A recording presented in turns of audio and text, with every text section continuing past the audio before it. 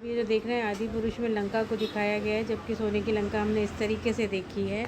हम उस पर जो अभी फ़िल्म रिलीज़ हुई है उस पर हम बात करते हैं। रावण से हम शुरुआत करते हैं। इस पूरी फिल्म में रावण अकेला है, पूरी फिल्म में अकेला ही घूमता रहता है।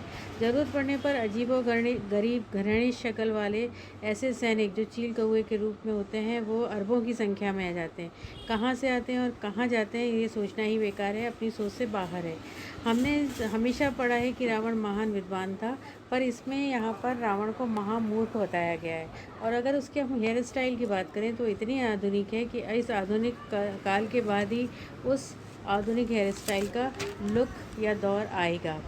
इसी तरीके से अगर हम बात करें 10 सिर की कल्पना की बात करें तो 10 सिर ऐसे हैं उसके जो सारे टाइम उस हर वक्त पूरी फिल्म में उसको कंफ्यूज करते रहते हैं और उससे बुराई ही करते रहते हैं। और हर सिर की इच्छा होती है कि वो आकर मुख्य सिर की तरफ लग जाए, यानी सिर दशा शीश का उन्होंने मतलब ही नहीं समझा है। लंका इसमें पूरी फिल्म में रावण कहता रहता है मेरी सोने की लंका है, पर सोने की लंका काली कैसे दिखाई देती है या काले पत्थर से बनी हुई दिखाई दे रही है, ऐसा क्यों है ये तो मेकर्स ही बता सकते हैं। हो सकता है शायद सोने पर जंग लग गई हो। रावण का वाहन एक अजीब गरीब सा विशालकाय बाज है, शायद सिवाय गुर्राने के वो बाज कुछ भी नहीं करता है। रावण और बाज दोनों एक जैसे गुर्राते हैं, जिनसे डर कम हंसी ज़्यादा आती है। माँ सीता को यूं बांध कर ले जाता है रावण जैसे रिजर्व सीट करा रखी हो। बाज और रावण दोनों बिना दिशाहीन भागते चले जा रहे हैं, कहाँ जा रहे हैं नहीं पता। इसी तरीके से जब हमने देखा है कि सीता माँ अपने जेवर फेंकती हुई चली जाती हैं, गिराती हुई चली जाती हैं, पर यहाँ पर एक मोती की माला को खींच के फेंक देते हैं और एक ही मोती एक कपी के हाथ में आ जाता है। अब ऐसा क्यों होता है ये वही जाने।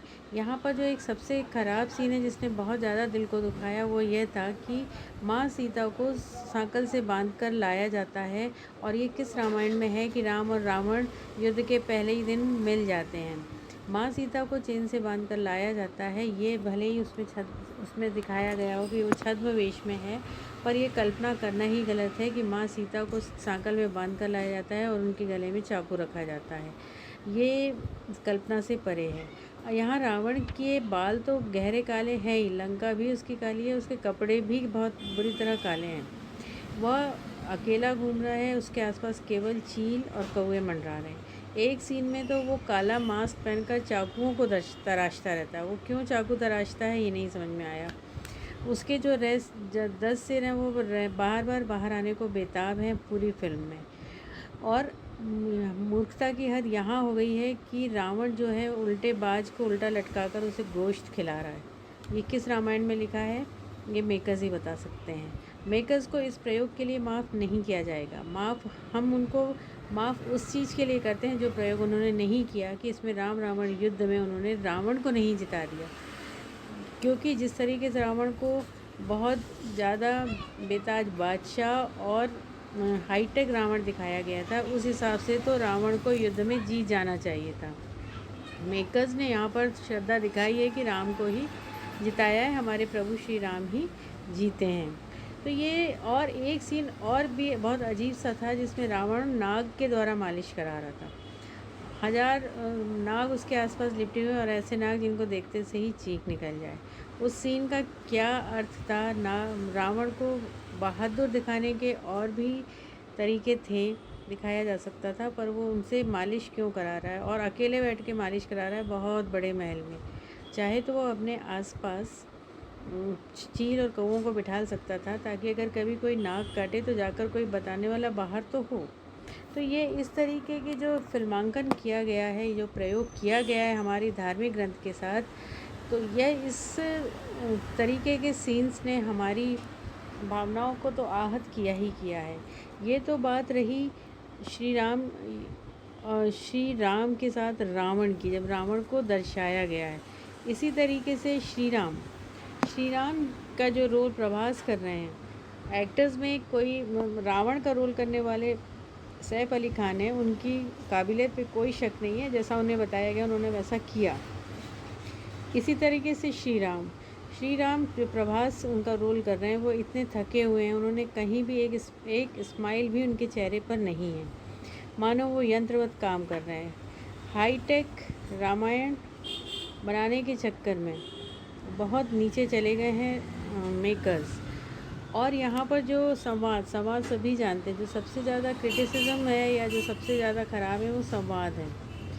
ये ज़रूर उसमें जब श्री राम जब ये कहते हैं फिल्म में, जब श्री राम ये कहते हैं कि हमारी माँ बहनों की इज्जत को हाथ जो डालेगा, हाथ डालने का अर्थ हम लगा सकते हैं कि यहाँ पर मेकर्स बचाना चाहते हैं इज्जत को। पर इस तरीके का डायलॉग क्या प्रभु श्री राम के लिए लिखना, क्या ये उचित है? हमारे मन में जो छवि है हमारी प्रभु श्री राम की, उनके लिए इस तरीके से फिल्मांकन। और इसी तरीके से मेघनाद को मायावी दिखाने के चक्कर में एक हवा का झोंका दिखा दिया है, जो हवा के झोंके की तरह कहीं से भी इधर से जा रहा है उधर से जा रहा है इधर, जैसे उसको कुछ समझ में नहीं आ रहा है। और वो विभीषण और मेघनाद कुछ इस तरीके से आउट ऑफ कवरेज कहना चाहिए कि उनको कुछ भी नहीं समझ में आ रहा है। उन्होंने सब रावण पर छोड़ दिया है कि जो तुम्हारी इच्छा है तुम करो और जो तुम्हें करना है तुम करो। जैसे दर्शकों की हालत हो गई थी, एडवांस बुकिंग हो गई थी, इसलिए आपको जो दिखाना है दिखाओ, क्योंकि पिक्चर के पैसे तो वसूलने हैं।